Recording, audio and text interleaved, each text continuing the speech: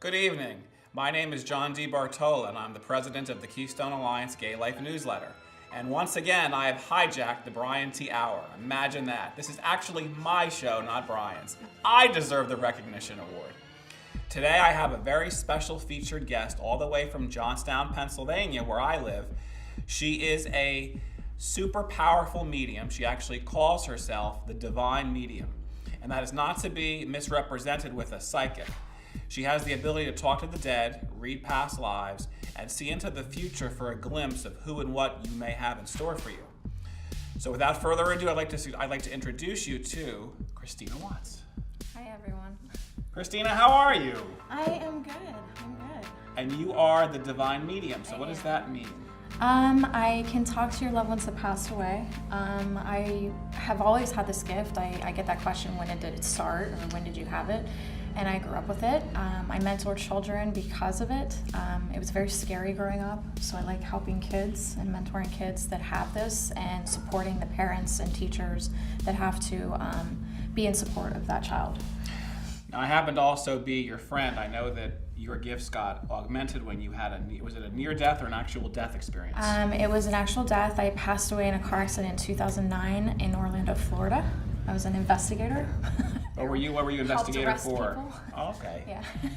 And I always seemed to be 3 steps ahead. Okay. And I actually got an award for how great I was at doing that job. So when you came back from the other side, this is when what kind of abilities do you have and what do you do? I can speak to your loved ones. When I do a past life, I can actually speak to those loved ones that you had that life with. There's something called a life review. When you pass away, you not only feel what you felt, but everyone around you felt.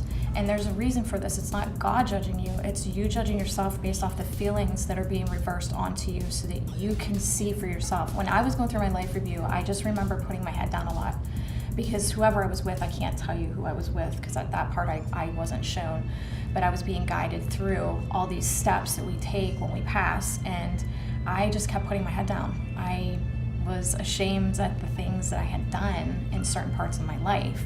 And when I came back, things drastically changed for me. So what kind of things did they show you in the life review? It's not so much physical. Like, if you were abusive to someone, you're not going to feel the physical blows of what you did to that person, but it was more of the feeling and the emotion of what that person endured. So now, what is your life mission? I am to help on multiple levels: mentoring, healing. I'm a certified crystal healer, Grandmaster Reiki. Even though I'm not technically doing Reiki, Reiki tends to move the energy around, from what I've noticed, whereas I'm actually pulling it out, and I can take on the pain of that person if I don't cleanse properly. Now, I know you have a shop called the Divine Medium in Johnstown, Pennsylvania. It's a metaphysical shop. I was there just last week. I guess you have now Lady Gaga buying your bath salts. We like Lady Gaga at PCTV. Honestly, God, she's just amazing. And we created a big basket. She was supposed to get the sea salt, and we ended up just giving her all the stuff to help her with those ailments that she had. So at the shop, you have sage and crystals, and what do you sell, and what products do you offer? Everything's pretty much hand custom made. The jewelry pieces, the sea salt blends, the oils and herbs. There's one that's really popular. It's for removing anxiety, and you put it on your palms, and actually people wear it as perfume. That's how much they like it. Okay. So we're growing. So in addition to the products you sell in the shop, which is in Johnstown, you also provide a host of spiritual services. Is that the proper term? Yeah. Mm-hmm. So what are those services? I don't do the psychic thing. I know you don't like the term. No, so because when I passed away, I was shown that the Holy Spirit was actually the gift put upon certain individuals, and they don't call it these labeled terms. It's more, you are a communicator for spiritual activity or loved ones on the other side, and there's a high responsibility with that, and you don't want to mess with people's lives. You want to be very careful. There's a medium etiquette that I go through, and I'm very careful. So what is the medium etiquette?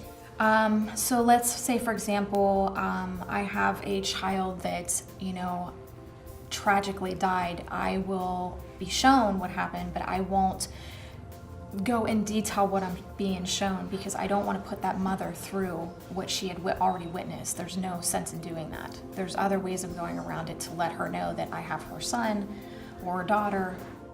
Now, I also know as part of your job, you assist in truth criminal investigations. You are forensic. Yeah. Tell me that, I'm sure would interest our viewers, how the police use a psychic to, I hate to use the P word, but use a, what kind of medium are you? My background is, with law enforcement. I mean, my dad was captain of Richland Police Department. That's in Johnstown, Pennsylvania, folks. Yeah. And he's a United States Marshal now. My brother's a cop. My brother-in-law, it's just in my family bloodline.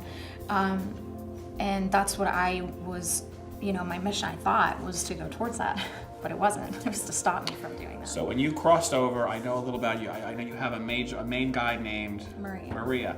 Tell us about Maria. Hi, Maria. That's one of the gifts, though. That's because your guides are so excited to get to know you, and that's that small voice in your head that sounds like you. If they would use their voices, you'd think you're going schizophrenic. So they won't do that to you. And these ideas that just suddenly pop in your head is coming through divine timing on your soul contract that you came here with to show you this is an option. Don't let fear control you. You have the ability to do this or do that. Like, for example, if you have two decisions to make, these two decisions are going to branch off and make themselves. These are tarot cards, right? Well, no, Oracle. No, Oracle cards. We don't use tarot, yeah. Okay. Oracle is more positive, and you'll get positive outcomes with Oracle. The screen. But what happens is this decision is going to branch off and make its own path, or this decision. And really, it's not about mistakes or failures. It's basically you learning. You came here to learn as much as you can, and it's basically dark controlling you with fear. Don't let fear hold you back. Now, you talk a lot about past lives, reincarnation. I know you have some royal ancestry in your... Who were you in a past life? Queen Anne Boleyn, and I do show this on... my live feeds are very popular. You find her on the Divine Medium on Facebook? My personal page is where we boost everything, and it's the Kristina, K-C-A-Y, Watts, like a light bulb. And I do a side-by-side of... You're going to look very similar to your past lives, almost identical. And I can do this with people's past lives. I also, one of the other gifts, and we talked about Maria, is I am able to walk you right to your guides through a meditation. There's no implanting. Nobody should be telling you anything about your guides. That should not be implanted. Your guides are very excited to get to know you, and through the meditation, I can walk you right to them. You can get their name, see what they look like, and feel their energy out. And this way, you know it's actually coming from you, not somebody else. And I'm about truth and proof. And I know when I've spoken to you before, you said that the whole point of the spiritual exercise is to learn, educate. It's about finding your path to find out who and where you should be. So what is your goal with education? Educating spiritually. Because you're the ultimate teacher. You get messages from the beyond. I am actually a teacher in heaven. Yes. The point of us being here, you volunteered to come here, and it's all about learning. Everybody that's in your life, everything that's going on, you put there. You placed it there to learn from it. And if you're not learning from someone, it's basically removing that person or taking a time out. You don't have to just break off. You can take a time out. You're in control of the acting play that you came up with. These are just costumes. Your soul has a costume on, and when that's done, you're left with the soul. The body stays here because it was born here, it was created here. So what do you think your mission is going to be from this point out? I know you have a TV background. Can you tell us about your prior education and achievements? Are you allowed to tell us about what's coming in the works for Kristina next? I did a non-aired pilot. I don't really want to go... Non-aired pilot for? My TV show. Which is, do I allowed to say the channel, or am I going to wait? No, there's no network or anything, because I kind of backed off of it. I didn't feel like I had the right producers, and I have the perfect producer. His name is Brian T. Hour. I stole his show. Every month you see me here. It's the Brian T. Hour, but I'm John DeBartola. And Brian, I know you're watching. It's my show. I want the recognition award. And it's big. What you push out into the environment by your thoughts is going to come back onto you. And I think that I was pushing out, I don't feel like I'm ready for this right now. I don't feel like I have the right people supporting me. And until those people come forth, then I'll go forward with it. But I'm actually just happy, writing my books and doing the live feeds. And I have a huge support group, and everyone, my biggest mission is to just teach as much as I can, especially when I crossed over. I saw so much stuff. Okay, for our viewers on Pittsburgh Community Television Cable who are hearing about crossing over, can you give us an idea of what actually happens when you die? I mean, for those of you who don't want to know, it's very simple. You come out of the body through here. So the soul is in the head? No, it just enters and leaves through that area, through your, what they call the crown chakra. And I just remember looking at the accident, and I was behind this iridescent, milky, white blanket veil looking thing, and it kind of just went like this. And it was iridescent. I could still see through it. Okay. But wherever, you don't walk because you're a soul, you're of light. You don't have a container or vessel carrying. And I've read your literature, I read part of your book. You said that the soul is actually 3 to 5 feet above us, looking down at us. Actually, heaven and earth are blending. It's like a hop and a skip to the next room. That's how close your loved ones are. That's why you feel them so strongly. But with the veil, I was moving around, and I knew that this thing was coming with me. However, it was a knowing that you couldn't go past it or through it. So this thing just kind of followed you to keep you separated from that area. So when we die, do we get reincarnated? We can. We can. There's souls that don't. They're called the non-karmatic souls, and they never leave heaven. They never leave God.